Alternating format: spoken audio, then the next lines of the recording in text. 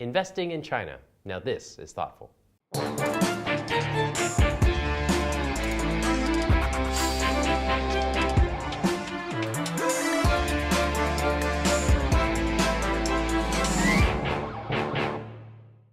Hello, I'm Trevor Lai in Shanghai.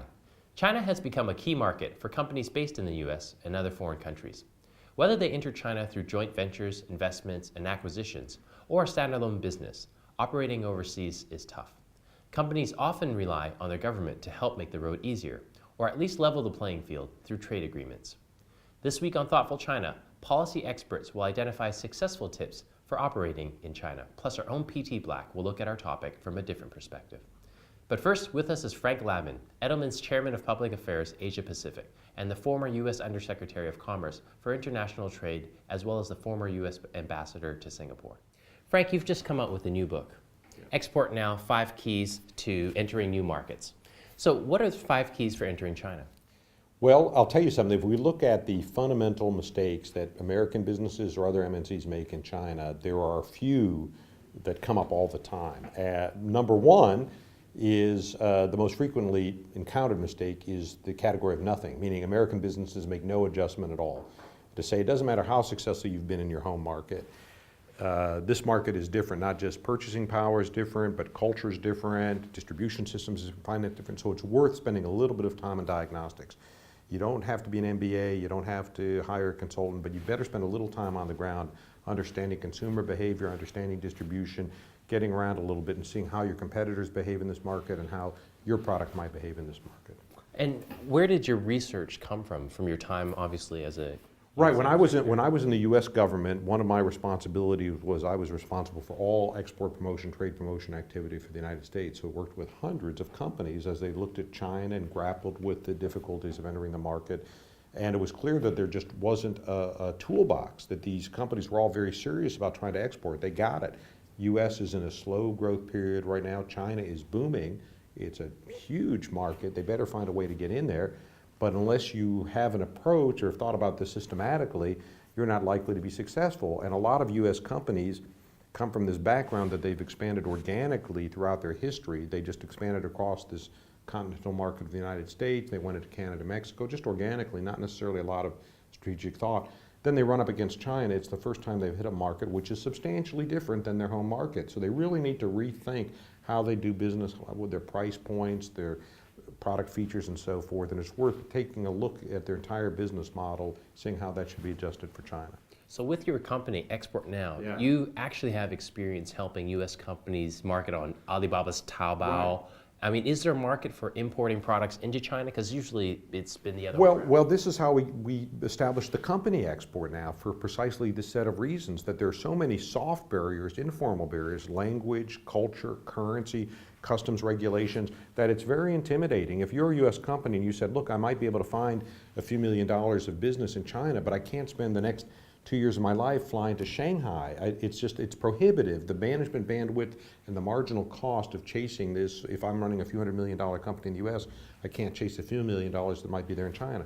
That company's perfect for e-commerce. So what we have through our company, Export Now, is a mechanism to take these great American products, put them on the largest e-commerce platform in China, handle all of the back office, mid office operations for these fellows, sales, marketing, customs clearance, currency, language posting, and then we remit the funds. So now we can tell any U.S. company, you can now post in China on e-commerce platforms as easily as you can post in the United States on eBay.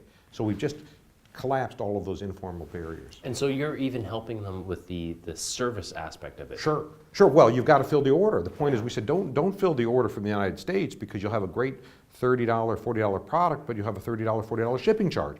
So we'll take the product into a bonded warehouse in Shanghai.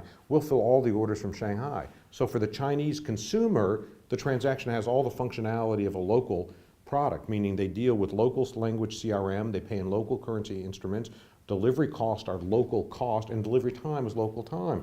This is e-commerce, so you have people call up every day saying, my mom's birthday's next week, can I get that shipped today? And we say, of course, it'll be out today and your mom will have it and happy birthday. Right, and so all of this is obviously fueled by your experience, and in your undersecretary role, you were known as America's chief salesman. A lead trade negotiator for both China and India. Tell us about that experience, especially since the negotiation styles are very different between the Chinese and the Americans. Well, there's a paradox in trade negotiations, and it's this. If a country doesn't open up, doesn't liberalize, its economy isn't going to move ahead. So we all know that's the direction we have to go down. But at the same time, there are constituencies and vested interest and institutional pressures that resist opening up. So it's important in the course of any American liberalization, where we say we're doing the right thing, we're moving ahead, we're lowering tariffs, that we can also point to a counterparty and say, but don't worry about it because China is going down the same path. So both sides have to move somewhat simultaneously, and this helps us point back to our political leadership and be able to reassure them that we're not just moving by ourselves, but everybody's trying to move together. But when you first encountered your Chinese counterparts, I mean, what were some of the shocks or perhaps surprises that you encountered when dealing with them? Well, you know what, I'll tell you, there's a very important similarity in both societies in the trade negotiating position, and it's this. At a macro level, everybody in China will agree that, yeah, we have to liberalize, we have to open up. That's what moved China's economy ahead. But at a micro level, as soon as you get to specific ministry or product, of course, people say, well, not that one, not that one. But by the way, you have the same point in the United States, that we all know we have to open up to move ahead. But when you start identifying sectors that are inefficient, people get sensitive because there's a political rationale. But how do you get over that? Well, you get over that by aggregating, by bundling, to say, well, look, we know there's going to be a little bit of dislocation here. We know that there's some bad news here, but we also know the good news outweighs the bad news. So we've got a package. We've got a package where both sides are going to have a little bit of discomfort in some respects, but a lot of good news as well. Indeed, if you look at what's happened in general to the U.S. economy over the last 30 years, and certainly to the Chinese economy over the last 30 years, there's been enormous growth in personal income and economic developments. Great. Thanks, Frank. Trevor, thank you. Now we'll hear from P.T. Black on how multinationals can succeed in China. Trade friction between China and Western merchants is nothing new. At the root of these conflicts, though, are some fundamental disagreements about the relationship between government and commerce. Trade struggles with China usually start the same way.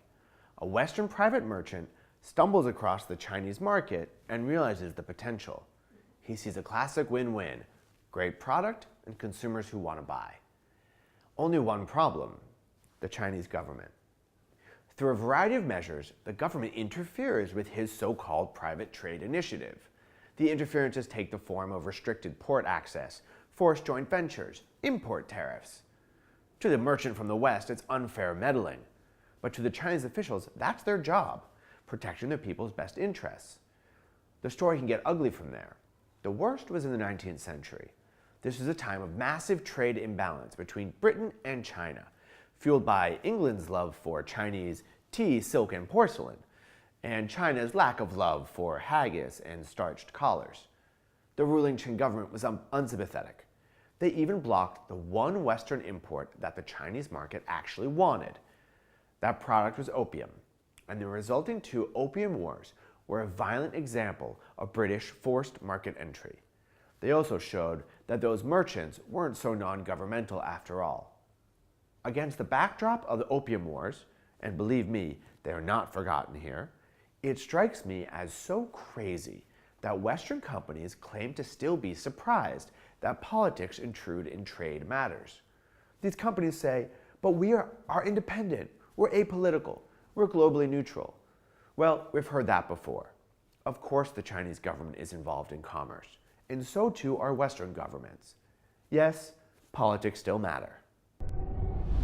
Thanks, PT. With me now is Brian Cronkite, Managing Director of Burson-Marsteller Shanghai, Jeff DeFreitas, CEO and Editor-in-Chief of the Shanghai Business Review, and Ken Jarrett, China Chairman of APCO Worldwide, as well as a former U.S. Consul General in Shanghai and current board member of the American Chamber of Commerce in Shanghai. Ken, let's talk about trade agreements. Do they affect MNCs and how they do business in China? Well, I'd say it's an unequivocal yes. I mean, the best example is China's accession to the WTO, which was 10 years ago, which opened up the Chinese market and economy to many MNCs, and certainly, I mean, to this day, still shapes how MNCs operate here in China. So it has, in particular specific sectors, it has set equity caps in terms of how much they can invest. You know, it reduced certainly tariffs on many products, which would open up the market. It opened entire sectors to the foreign business community, and it did so according to a very elaborate schedule, which meant that over at least the first 5 years, certain aspects of the Chinese economy was opening up, piece by piece to the foreign business community. And in your experience, does China honor its trade agreements? Whether it's a mixed record, as I think is the best way to describe it. Certainly for China, when they first acceded to the WTO, there was a lot of anxiety in China about how they could compete with foreign companies. So I think it's fair to say that part of China's intent was where in those sectors where they felt that they could compete immediately, they were more generous in terms of opening up. And in those places where they felt that they had to worry about the competition from foreign companies, they would drag their heels. But when they dragged their heels, they tried to do so in a legal way that was sort of in accordance with the WTO. So they would take a very legalistic definition or approach to their obligations. So in some cases, particularly the financial sector, the amount of time that was required for them to, I would say, honor the spirit of the agreement was much longer than perhaps many foreign companies had hoped to see. And do you still see perhaps some remnants of that in some of the newer sectors, such as technology, and perhaps some still toe dragging or heel dragging? Well, there's toe dragging. Certainly for China, for many years, part of the game has been to promise market access to foreign companies in exchange for technology transfer and management expertise. So for foreign companies, it's the potential of the China market and the billions of dollars that can be made, and in exchange for that, China is looking for benefits for itself. And Jeff, in your opinion, how does China treat foreign companies today?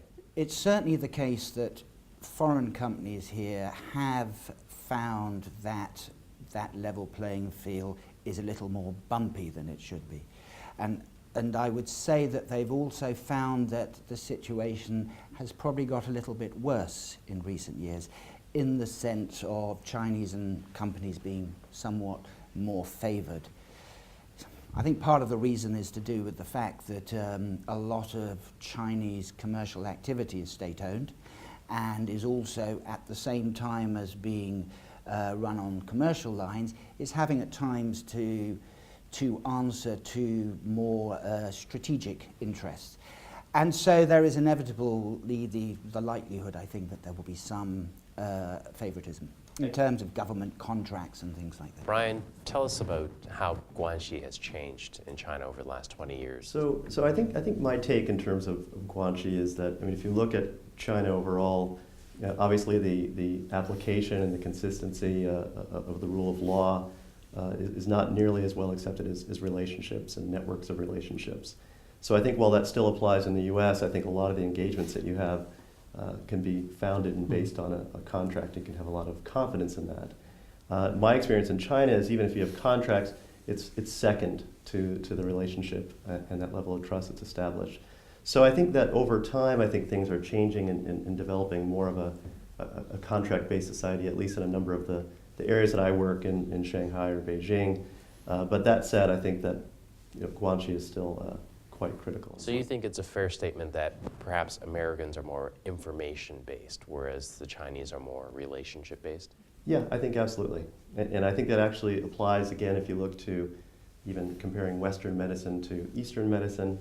If you have a tumor, you chop it off, where I think in the Eastern philosophy, you take a more holistic approach.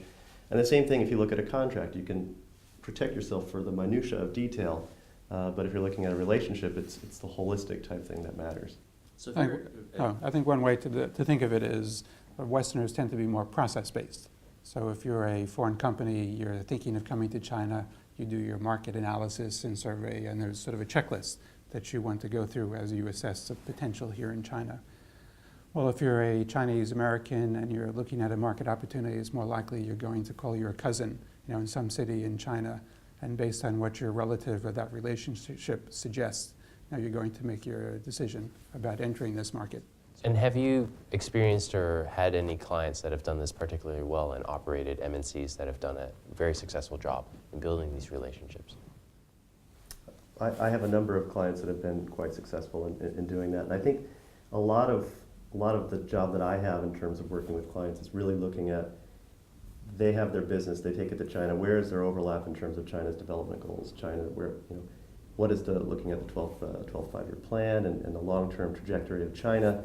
and where does their business overlap with that, and how do you start building a framework or a narrative that positions that company in that regard. And I think in doing so, you can start forming those relationships, forming those positive business partnerships, and that in turn I think can help to contribute to So life. I'd agree. I mean, I think that companies can master this, but still, it's still amazing as we talk with companies, if they have a particular issue and they need a meeting with a particular government department or an official, it's quite frequent that we get the question, who do you know in that particular ministry that can get this meeting? So despite everything we recommend to them about corporatizing their relationships, when push comes to shove, there's still a tendency to fall back in a very traditional sort of a Guanxi kind of approach. It is, in a way, a shortcut. Right. And so what are some of the biggest concerns facing MNCs as they try to build a business here?